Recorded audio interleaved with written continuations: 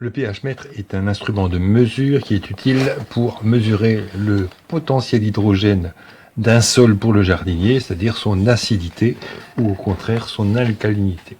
Alors voilà ce qu'on a dans la boîte. Le pH-mètre, c'est cet outil-là. Un mode d'emploi relativement clair en français. Des produits test pour calibrer l'appareil.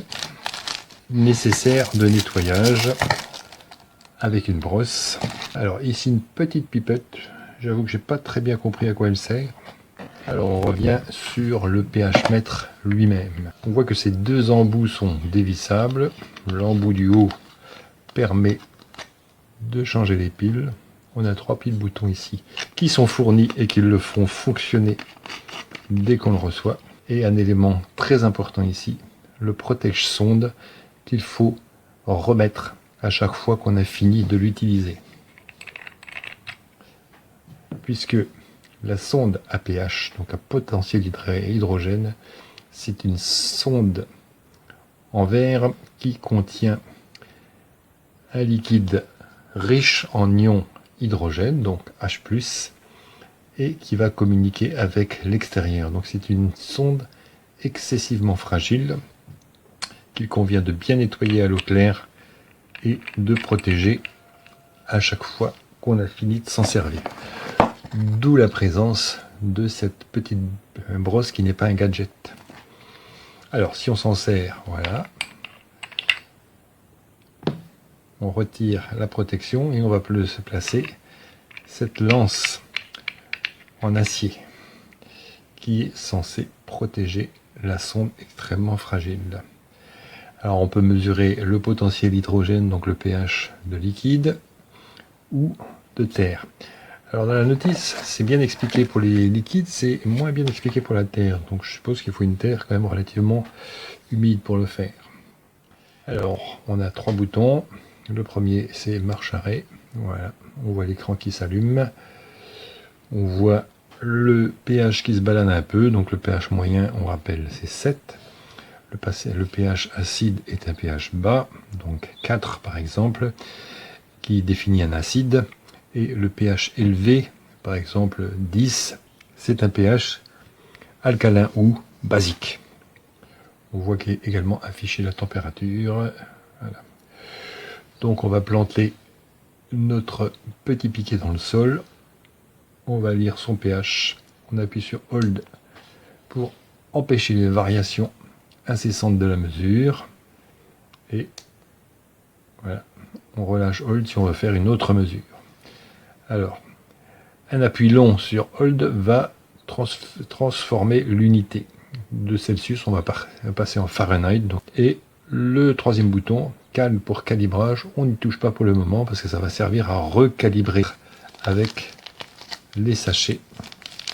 Puisque on a un sachet pH neutre 7, un sachet pH basique à 10 et un sachet pH acide à 4. Alors une autre grande particularité du système, c'est qu'il possède une application et on peut activer le mode Bluetooth par un appui long sur le bouton de marche. C'est quand on relâche que le logo Bluetooth va apparaître et là on peut se connecter sur son smartphone pour suivre les variations du pH. Donc je débranche le Bluetooth pour économiser des piles et j'éteins l'appareil. Après chaque utilisation, nettoyage à l'eau du robinet, pas de traces dessus, et protection de la sonde si on veut prolonger sa durée de vie, puisque la sonde c'est quelque chose quand même d'assez fragile. Voilà.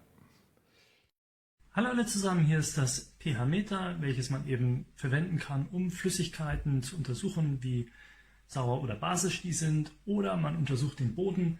Für den Boden wird hier dieses Metallmesser mitgeliefert, das kann man unten ranschrauben und das verhindert, dass diese Glassonde, die ich gleich zeige, kaputt geht.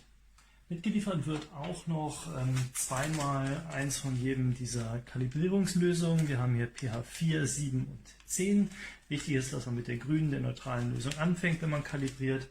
Und man kann die Kalibrierungslösung auch aufheben eine Zeit lang. Man muss eben nur gucken, dass sie klar bleibt, dass sie also nicht vergammelt, sage ich mal. Gut, wie funktioniert das pH-Meter? Erstens sind hier Batterien drin. Hier hätte ich mir gewünscht, dass ein Akku drin ist oder zumindest normale Batterien, aber wenn man hier reinguckt, sieht man, dass Knopfzellbatterien vorhanden sind. Nichtsdestotrotz versorgen die das Teil hier recht gut mit Strom, Energie. Dazu muss man das Ganze hier einmal anschalten und schon zeigt es einen pH-Wert an. Die Sonde muss hier unten, ich sag mal, der Schutz muss abgeschraubt werden. Und wir haben jetzt hier erstmal normales Wasser. Müsste ja so einen relativ neutralen pH-Wert haben, so gegen 7, sage ich mal. Wir haben ja auch ziemlich genau diese 7,1, 7,3, das ist normal für Leitungswasser. Und wenn ich jetzt hier einen Schuss Essig reingebe, dann müsste das ja saurer werden, sprich das müsste so pH vielleicht 4 oder 5, je nachdem wie viel Essig reingebe.